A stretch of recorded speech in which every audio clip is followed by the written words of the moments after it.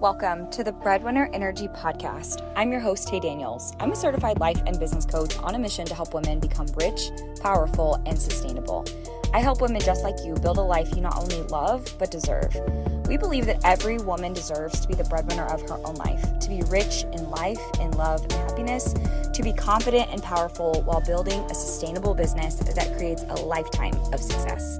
On this podcast, I'm giving you my no BS advice to life, business, and motherhood. So grab your headphones or cover your child's ears and let's get into it. Welcome back to another episode of the Breadwinner Energy Podcast. We are back with another amazing guest, and today we're talking to Ashley Spriggs, who is the CEO and founder of Pivot Media Co., a media agency that serves entrepreneurs, content creators, podcast streamers, and all of the amazing people in between. With the support of a team, Pivot offers services in podcast management, public relations, and digital marketing. She lives in Phoenix, Arizona, but when she's not working at her desk, you can find her living her best mom life with her three littles, Liam, Lucy, and Ezra, and in 2013, she married her dream guy, Billy, perfectly equipped to handle this strong boss babe with dreams and drive. We love a supportive partner. Welcome in, Ashley. I'm so excited to have you today. Aw, thanks so much. I'm excited to be here. Yeah. Let's just dive right in. I would love for you to tell everybody here about you, your business, your journey. Tell us, how did you get started and then how you got to where you are today? Yeah, absolutely. So 6 years ago, I had my first son. His name's Liam. He turned 6 in February, which is crazy. But 6 years ago, I was an intake counselor at a drug and alcohol rehab center. It was what my degree was in, and I was on a career path, if you will, in the workforce. And I enjoyed what I was doing. But then once I had my son, I struggled with postpartum depression and realized that I wanted two things. I wanted to be at home with my kids. I wanted to be a stay-at-home mom, which I never thought I wanted to be. And then the second thing was that I wanted to navigate working from home. I wanted to be able to bring income in for my family. I didn't want us to have to rely on my husband's income. I didn't want him to have to feel that stress. And so, I just decided to go into the world of virtual work. And this was 6 years ago when I think VAs became a thing. I think everyone realized they could do virtual assistant work, and they were all jumping online at the opportunities that were coming. And I did the same. And so I started working with an online content creator and just did a little bit of VA stuff for her. And then we tapped into doing some podcasting for her. She wanted to launch a podcast. And this was 6 years ago when there wasn't education out there for launching podcasts. So we learned how to do it and did it. And she landed in the top charts in the first, 2 weeks of her launch. And it was just incredible. And we were like, wow, we actually know what we're doing. Let's keep going. And then she was like, can you do PR for me? And I was like, yeah, I'll learn that too. And so I just 6 years ago decided to dive into this space and figure it out. And I'm really glad I did when I did it because it was right at the cusp and all of this was just exploding, right? The online content creation world was really taking off 6 years ago. Podcasts were taking off. And then content creators realized that they could, have interviews on other podcasts and write publications and go on TV to have interviews and all of that. And so that's really when PR, I think, took a turn for the digital marketing side versus just publications and magazines and TV interviews. People realized that there was a need for digital PR, if you will, through the means of podcasts and things like that. So yeah, I started it 6 years ago by myself, but then in 2020, yes, the year of the pandemic, I decided to launch it into a formal agency. And since then we've grown and have I have 7 team members that support all the things that Pivot does. And I'm just so grateful for them. And we've worked with online content creators, business owners, authors, podcasters, entrepreneurs, small business owners, large business owners, and just help them get their message out into the right audience. I love it. We have such similar stories. Yeah. We followed each other and known each other for a while in the industry, but I had no idea that our stories were so similar. My daughter just turned 6, and I also started when I was pregnant with her, and I became a virtual assistant. And then along the way, it was just kind of figuring it out when clients would throw things my way. And then I pivoted to agency too. So that is wild how our stories are, but that is so cool. I love it. I always love finding other women that are in the same space, especially mompreneurs. I'm an Enneagram 8 and I have a pretty driven personality. So I thought being a stay-at-home mom would be so satisfying. And it was, hear me out. Like it definitely was satisfying to like be home with my kids and like raise him and be there for all of his first, like to not miss a first, if you will. But Yep. then I just like felt this, which is where postpartum depression came in. Like I felt this need for so much more. And I wanted more for my family. I wanted more for myself. And honestly, like didn't expect it to turn into what it did. I thought it would just be a side hustle, honestly. But Me then too. now seeing it, yeah, and now seeing it, and you have a daughter, like now seeing it as my husband and I joke, we say she's going to run Pivot one day. Like I see my future in my kids. Like I see the future of even my business in my kids. And I think that's just such a beautiful and unique thing. And I love connecting with other women who feel and see the same thing like yourself. Yes, absolutely. I couldn't agree more. I was the same. I was like, I'm just going to do this as a side hustle to be a Mhm. stay-at-home mom too. Felt the exact same pull as you. And now, like my husband and I are having conversations about like retiring him and setting up things for our children and homeschooling and unschooling our children. And it's crazy how it really can take off for you. And if you're listening and you think that this is something you want for your kids, and we talk about like building generational wealth, setting your kids up Yeah. for or even just homeschooling, just know that it's so possible for you. It's not easy, but it's definitely possible. Yeah, absolutely. Not easy, but Oh, possible. 100%. okay, let's get into some hot seat questions so everyone can get to know you a little bit better. First, tell us where you're from. So originally, I'm from Ohio, a small town in Ohio. I graduated with 52 people in my class, so Oh super my small town. We didn't have a stoplight, we didn't have a grocery store. We had a blinking light and like a billion churches. And so it was just like it was a very like heavy Italian town. So small town girl from Ohio. And then I met my husband who was from Pittsburgh, Pennsylvania, and we lived there. And then we moved 5.5 years ago to the southwest side of the country. And so we lived in Phoenix for 5.5 years. And then 5 months ago, it's January at the time of this recording, but 5 months ago in 2022, we moved to Las Vegas, Nevada, which people look at us and they go, why would you move there?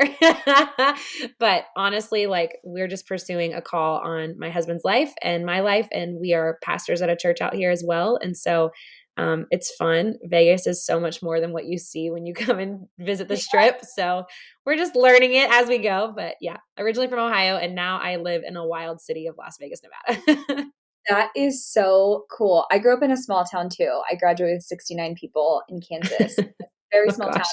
I'm actually not far from there. I'm only a couple hours. I'm in Kansas City now, so a bigger city than that, but definitely not as big as Vegas. But fun fact, when I was in college, I always told people I was going to move to Vegas, and No there was way. yes, there was no rhyme or reason. I just wanted to move like out of small town, like live big dreams, and then that slowly died. But it is so cool that you're in Vegas. How amazing. I visited Vegas. It is a great time, but like you said, it is, I'm sure when you live there, it's not just the strip. Yeah. I'm every single weekend we're like challenging ourselves to discover a different part of Vegas that we didn't know existed. And so we've taken up a found love for hiking and like just going out and exploring and, visiting coffee shops and finding places. It definitely is up and coming when it comes to families, like Yeah. there's a ton for families to do, but it's very progressive and it's constantly building. We're in a master plan community and we're only in phase 1. And the like 5-year plan, if you will, is just so suitable for families. And I can't wait to see like we get to be here for the growth, which is really cool. Yeah, that is super awesome. I will definitely be following you through social media to like live through you and your experience. Yeah, come visit anytime and I'll show you the not strip parts of Vegas. I love it. Okay, tell us, what is your favorite book of all time? This is such a tough question. I'm an avid reader. Like I can get through a novel in a day. Like self-development leadership book takes me a couple of days, but so I have like a stack of like 10 books of all time that I frequently will look through. But Mhm. my number one, I have two. Can I share two? Is that okay? Oh, absolutely. Okay. I actually saw one of them on your Instagram feed a while ago and I was like, yes, you love this book too. Untamed by Glennon Doyle is hands down one of the best books for women, but also just like women entrepreneurs, like owning who you are in a space that feels so just inundated. And her story is just so inspiring in general. So definitely Untamed by Glennon Doyle. And then the other one, similar, like with like just a really inspiring storyline, but it's Inside Out by Nona Jones. I received this book from the publishing house to vet for one of our podcasts that we work with. And I ate it up in 1 4-hour flight across country. Like it was so good. I could not put it down. I didn't have kids with me, so it was kind of nice, right? Like I can highlight, I can read, I'm not distracted. But honestly, like one of the best business books I've read in a while. That is amazing. Untamed, by far, one of my favorite books. I need to actually reread it because I feel like every time I reread a book, I just get so much more out of it. But I'm the same, a huge reader, so I always ask people that question, and then that way I can add to my book list too. But I'm not as quick as you. I need to get better at that. I have a very like not audacious, but like I have a very heavy goal for this year. My goal is to read one self-development book every 2 weeks and one novel every week. And if I didn't have a Kindle, I would not be able to do this because I can't read paper books in the car. I get super like car sick. But my Kindle, I can read all day. Like I could read that thing when I'm walking, when I'm with the kids playing on the floor, when I'm driving in the car, or when my husband's driving in the car, I can read it. So a Kindle was my trick to actually being consistent with my reading. I love it. I downloaded this new app. It's called Headway, and you can listen to books on the go. And it's that's pretty cool. But I'm still learning the features, and some of the books seems like they're like just like synopsis versus the actual book. But like you, it's easier to do it, right? You're on the go. You're a mom, a business owner. You've got a lot to do. It's just so much easier than sitting down with a paper book. Absolutely. Yeah, for sure. Okay, if you could change one thing about the online industry, what would it be? I say this answer to pretty much anything that's asked of me about when I think of the online space, but relational and intentional connection. I think I'm seeing this churn finally with online space where people are finally getting to a place where they're sick and tired of just posting and sharing for the sake of posting and sharing. They're actually starting to engage and be online and show up in an authentic way with their audience, and not to turn them over into sales or convert them into followers, but like actually connect with people. And so if that's the one thing I could see change even more so, it would just be that people would be like, keep relationships at the forefront, be intentional with people, form connections with people, and then everything will flow from that. Like if you can land a solid connection with somebody, you just have no idea what could come from it, right? So that's what I would say. Love that answer. 100% could not agree. And like you said, the industry is finally getting to that point of actual relationships and building real relationships, which is really nice. Because like you said, it's not the same, and we can't expect it to ever be the same. But I think people are getting tired of the old ways that just no longer work. Yeah, for sure. Okay, let's pivot here and let's talk PR. I'm really excited about this conversation. I haven't had anyone on the podcast talk about this before. So first, tell us, what is PR? How does it benefit a business owner? How does it benefit their message? Tell us everything. Yeah. So I think when people think of PR, they think of like, okay, take Prince Harry and Meghan Markle, for example. Like they're in the PR world. They're like all over the tabloids. And so when we think of PR, we think of it in a negative frame, right? Like we think like, oh man, that's damage control. Kim K posted this and now everybody's freaking out and her PR team has to respond. Or like the Balenciaga thing. Everyone thinks of, PR as this negative publicity, and it's damage control. Like we're just controlling damage, but that is not the case at all. Like there's so much more to PR. Yes, there's damage control. And I just pray that I never have to like deal with that in PR, like at a high level. But PR is actually a really beneficial way that business owners can expand the message of their business to the right audience. So when you think of PR from that perspective, you see it as the vehicle that will drive your audience to the house of the right person that needs to hear it, right? So PR can look like podcast interviews, getting publications featured with online or digital print. It can be being invited or, filling out a form, if you will, or asking to speak at a seminar, a summit, a conference, a mastermind, things like that. It can also be going on TV and having an interview. And so I always look at PR as just this vehicle and driving force of, if you have a message, if you have a business and you want to get it to the right people, PR is the vehicle that will get you there. Love it. Love the way you explained it. So simple and easy. I have like a million thoughts about PR. Typically mine aren't negative, but I have thought in the past, if I ever were to, which recently this did happen, have those uncomfortable things happen in your business. Like how do you handle it, right? Because as a CEO, you're handling a lot of things. You're handling your team and your clients and all the other things that come with business. And sometimes, and I know right now it's weird, I feel like online, like people are creating really in your face content that can be somewhat triggering or sometimes just plain rude, Yeah. or just inappropriate, right? And so it's like, how do we, I guess my question is to you, let me back up because I have a lot, like I said, I have a lot of thoughts. Yeah. My question to you then is, let's is there someone you guys I guess specifically work with, or if someone creates like spicy content, what I like to call it, how do you handle damage control for that, or do you?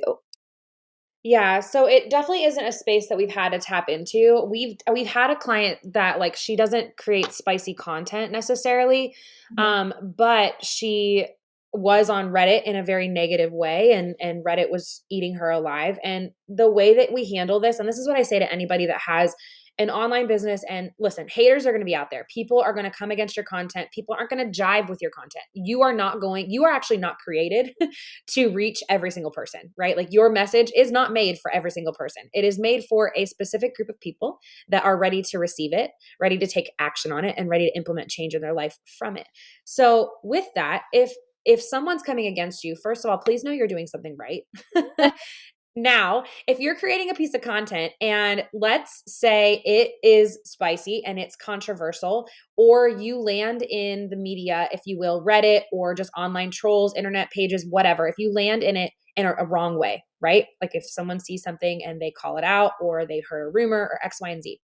My best piece of advice to our clients: take ownership for the things that you are to take ownership for, Mhm. and then just address and move on from the things that are not things you need to take ownership for. Because at the Yep. end of the day, if you just act as if it doesn't exist, you're going to lose credibility and trust with your audience. And the biggest thing that PR is supposed to do for you, especially positive PR like interviews on other platforms, is build and strengthen your credibility. But if your name is now being dragged through the mud, if you will, because of something that you posted, or internet trolls, or just hating on your content, I think there's a fine line between, don't over address it, but you Mhm. do need to address it. You know, like, you see online content creators all the time being like, I see what Reddit is saying about me. I see what the internet trolls are saying. I see you in my DM saying things. And listen, stop. Like, I'm a human being. I am not a robot. I'm not someone for you to punch. I understand I made mistakes, X, Y, and Z, or the mistakes I made.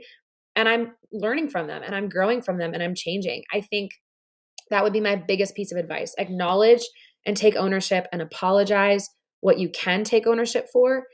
Address the things that are either wrong or things that you just don't want to address online. Not everybody wants to address a divorce online, right? Like, we all don't want to sit and have a 20-hour conversation with our audience about our decision to get a divorce, or our decision to, post this piece of content or launch this new business, and they're all ticked off about it. Nobody wants to sit and talk about that online, right? We don't have to. You Yeah. choose what you put online, and you choose what's said about you. You choose to control or ignore, if you Yeah. will. My AirPod just fell out. Sorry. But you choose to address what you want to address, and take ownership for the things that you need to take ownership of, but then just move on and be a better person, right? Just be a better person. If you read something online and it strikes a chord, and you ask yourself, is that something that is actually a characteristic trait of me? Okay, yes, it is. I need to change that. And I'm going to address that, and I'm going to take ownership for the way that I acted or responded, or the thing I posted, or whatever it might be. But if it's something that doesn't strike a chord in you, and you're like, that's just plain trolls, you don't need to address it. Move on, right? Absolutely. I love that answer and that angle. My business partner always says, I cannot wait for the day that someone is like bothered by me. She's like, that's how I know I've made it. And I always laugh because I'm like, I'm not sure I'd wish that, but also true that that's how you know that you're doing something, you're getting people's attention. And Yeah. then too, like you said, there's like a time and a place to take ownership and leadership in your role of what you do and don't need to address. And you build that leadership too throughout your business. You learn to very quickly what you actually don't need to address. So perfect answer. Tell us, how can people be featured in major publications without a PR team, or do they actually need one?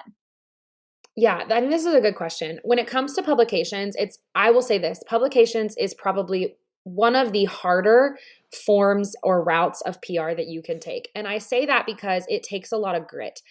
Think Mhm. about it this way. If we have clients sign on and we do monthly rhythmic pitching for them, and it starts at a base of 6 pitches a month. So if we're pitching out to 6 podcasts, typically if they come in at that like tier 1 level with us, they're only wanting podcasts. So if we're pitching out podcasts, our conversion rate can be anywhere between 2 to 3 yeses a month, right? And that's our average right now. And it just also depends on the season. Obviously, December, we're not really going to hear back from anybody because no one's focused on landing any PR. But if you look at that and then you put it up against a publication, publications are a long game form of pitching, just like television. Both of those areas with pitching, it is really challenging to do on your own if you don't have the right connections. So I would say if you are going to go for it without a PR team, you can take an article you've already written on your website. Let's say you write blogs or you wrote a killer email and you can flip that into a full-on article, or you have your top podcast episodes are about this topic and you can flip all that into an article. Get that article done, get it well written, have eyes on it, get it looked over, and then send it out to as many publications as you possibly can until it gets published. Mhm. I want to remind you that's a long game. That Yeah. is definitely a long game. There are a lot of online um, publication sites, like digital publication sites, that take submissions all the time. Your Yeah. submission could sit there for months before it's picked up. So don't minimize your pitch just because you don't hear anything back. You're sitting on their docket, whether you realize it or not. But it's a long game. That might not be the topic that they're focused on. Like what you've given them might not be the topic they're focused on in that season. So they might be holding you for a future season, or maybe you sparked an idea in them to focus on that in a series in the future and they'll include you. Like publications are a long game. And I mean, if you do it with a PR team as well, it can still be a long game. Like we're in the same boat. We're figuring out what online platforms are talking about, not talking about, what are their season topics, what are their season themes, things like that.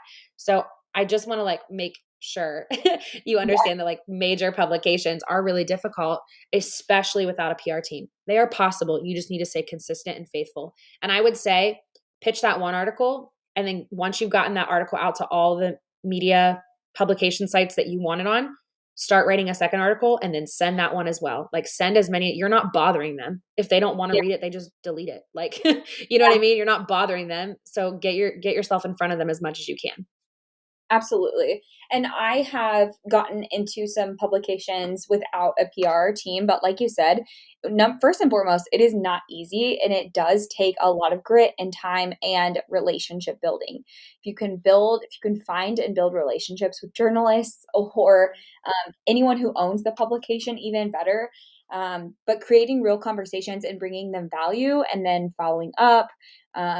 And knowing what they're going to be working on in the future so that you can prepare something, pitch to them. But I'll say, um, from pitching myself, following up, and then getting approved, and then doing the interview, writing the interview, and sending everything over to from then to it being published, it can literally take 3 to 6 months, right, for one. And so, if you're a business owner, that is not time efficient. And if that's unless that's all that you're doing in your business, but again, that's slow growth, that's long game, and so I would highly suggest, if this is the route you go, to definitely hire a team for this because it's just hard. It Yeah, takes a and lot. it's going to save you so much time. Back to what you said about having connections and relationships. Like, a PR team has likely established relationships with certain online publications that make the pitching process easier and faster, right? Like, and no matter what, it's going to take 3 to 6 months because that's just a normal turnaround time for any publication. it it can take a lot quicker. It could be quicker, if you will, if you have a tighter connection on the inside and you know exactly what angles they're wanting for their themes or topics that season, and Yeah. you can write directly to it versus wasting your time, and writing an article that they're not necessarily interested in. But it Yeah. does take having a PR team. It saves you so much time because then you don't have to build the relationships. Number one, the relationships are already there. And then number two, you have somebody else that's working on your behalf, making sure that like your editing's good or like getting all Yeah. those details. Like we all don't want to go through our headshots and pick out the best headshot. It'd be best for somebody else just to pick the best one, right? Like it would just be easier if someone else picked that or dropped all of our links into the interview questions so that we don't have to. Like those kinds of things that are time consuming for an entrepreneur don't need to be done by the entrepreneur. Absolutely. So at what point would you say in someone's business are they ready to hire a PR team? Is it an income number? Is it so many years in business? Like how do you qualify people or know if they're ready? Yeah, that's such a good question. So, up until last fall, I used to just like anyone that reached out to us for a discovery call, I'd be like, all right, let's go for it. And I was naive in my own thinking that like we are super team over here that can like make every dream a reality, right? And while it is true that we do land incredible media for our clients, our campaigns are strong. I got to this place where I realized that I needed to vet the marketing plan of the entrepreneur before I brought them into our marketing plan. Yeah. And I say that with like as much grace as possible because everybody's marketing plan looks so different, right? Like your marketing plan is going to look very different from mine because we have different messages and the resources you offer are very different than mine, that kind of stuff. So I take it client to client. But if you don't have a strong marketing plan, PR is going to feel like a waste, right? Like think about this. You can go on an interview and you can share your story. You can talk about being a mompreneur and you could talk about your journey to get there. I could talk about my postpartum depression and all that stuff. But if I don't have a product, a resource, or a service to point back to, then it's just an interview. It's just a conversation, which can be fun, but it isn't always fruitful. You can think of interviews as opportunities to grow your follower numbers, and that's not a bad thing. But PR is so much more than that, right? Like if we think of interviews as opportunities to expand our audience reach, bring in new followers, yes, but also increase our revenue, that is like the bread and butter of PR. Like if you can take someone just from listening to an episode with you on it to now following you on Instagram, but then leading them into a lead magnet, leading them and bringing them into your business, whether it's I always tell our clients when you go on an interview, what is the resource you're going to bring them back to at the very end, right? Yeah. What's the service that you're going to offer them at the very end? Is it a coaching program? Is it a free resource that gets them on your email list? Is it a course that you created that you're going to offer a special discount just for that listener on that interview? Like I always say, you have to do a call to action that isn't just follow me on Instagram. Yes. Oh my God. I teach this in my program, but I teach it with social media. And I tell my Mm. students, do not spend your time creating content and going on social media, creating reels, creating TikToks if you have nowhere to send people. You don't have an email list, you don't have a free community, you don't have a place to capture people and leads, and you don't have anything to sell them. Stop wasting your time on social Yeah. media. And the same Yep. rules apply. And so I'm so glad you said that because it's so true, right? At the end of the day, as a business owner, you want to funnel people in. You want to funnel people into your business, funnel people into the inside of your business, not just seeing you on social and hope they buy, right? Like that Yep. is not a strategy. Yeah. And that's, I think, why I get a little frustrated with TikTok because TikTok is very like that. It's like, just show me your content kind of thing. And it doesn't really lead to the conversion of anything, if you will. I mean, honestly, it used to be a dancing platform. And I feel like now it's like turning into this space where entrepreneurs are trying to figure it out. So Yeah, if you want to have fun and you want to post reels and all that, I think there's a benefit to that because it makes you relatable, but you also still need to bring people in. Like your content should be pulling people back into your business more than it should be just bringing in more followers and views, right? exactly. And two, as a business owner, and likely if you're listening, you're probably a mom, you have limited time. And so for our students, for instance, a lot of their issue is that I need more money and I need more time. And if you want Yeah. more time and you want more money, that is not going to work for you. Those strategies are not going to work for you. Like you said, sure, maybe it grows your audience or your reach, but if it's not converting into dollars and you're spending all that time doing that instead of actually doing things to move the needle, again, not helpful. Yeah, it's such a waste of time, and you're right, like, your time is not only very limited, but it is incredibly valuable, right? Like, so make the most of your time. What can you Absolutely. do to like, flip it and get people to come and be part of it and not just like, follow you or add you to their close friends or whatever it is on social media, right? Exactly. Yes. Okay, well, that leads us perfectly into the next question, the last question before our bonus question, which is what is the best advice for women who are trying to expand their reach past social media? Yeah, I think this is such a good question. I think of a few different routes here. Like, obviously, PR is going to support that. It gets you off social media because you're going to get onto a different form of media. You're going to get onto podcasts, publications, whether that's digital or print, um, other opportunities like speaking or going on TV or things like that. So, off social media, you have so many other platforms or resources available to you in the media, still in like the digital media space, the online space, Yeah. but they're outside of social media. So I would say, first of all, do some PR. Get yourself onto podcasts, get yourself featured in publications or different things like that. Go on, get your practicing skills by speaking or going on TV or things like that. The PR is like the number one thing you could do to get offline. But then my Yes. other thought is get offline and get into a community. When I read this question on the forum, I was like, of course I'm going to say PR, but what else can I provide?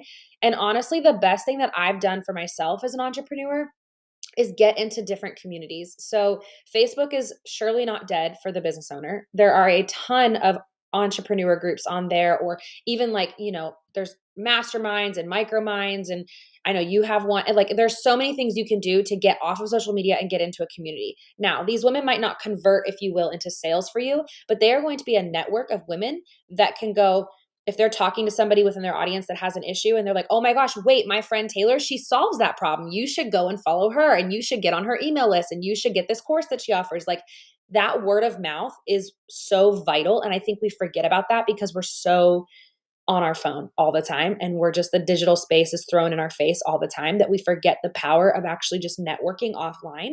And so my questions would be, if you want to expand the reach of your audience past social media, number one, are you doing PR? If not, why are you waiting? And then Yeah. number two, is there a network that you can join? Is there a community group online that you can join that'll help expand your reach, help link arms with you, bring other people into, your business on your behalf?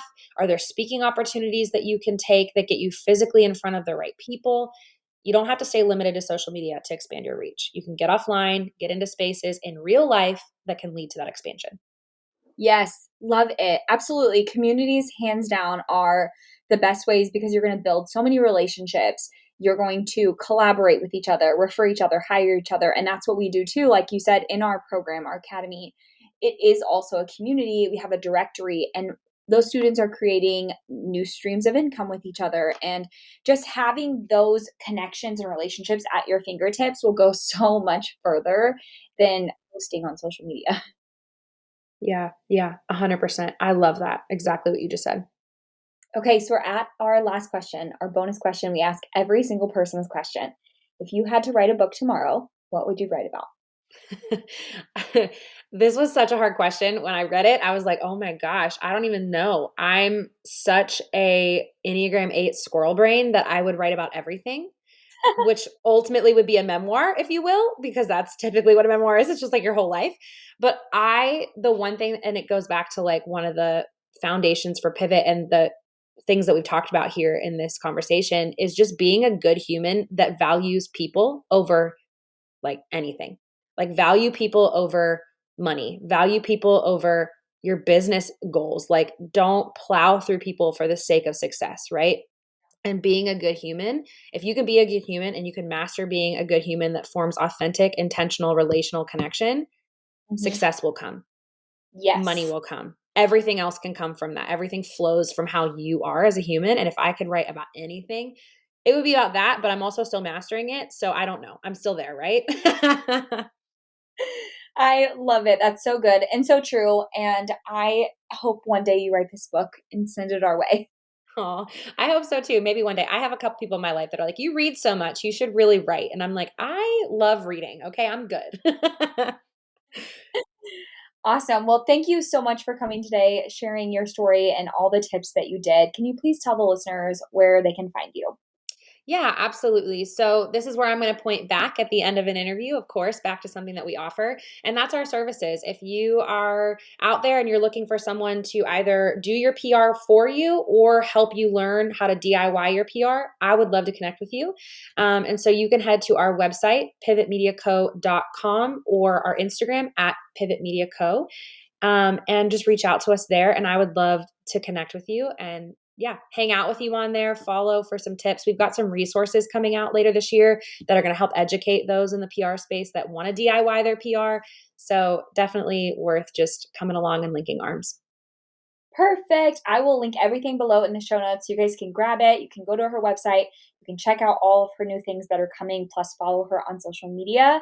Again, thank you so much for being here today with us, Ashley. And for all of our listeners, we will catch you on the next episode.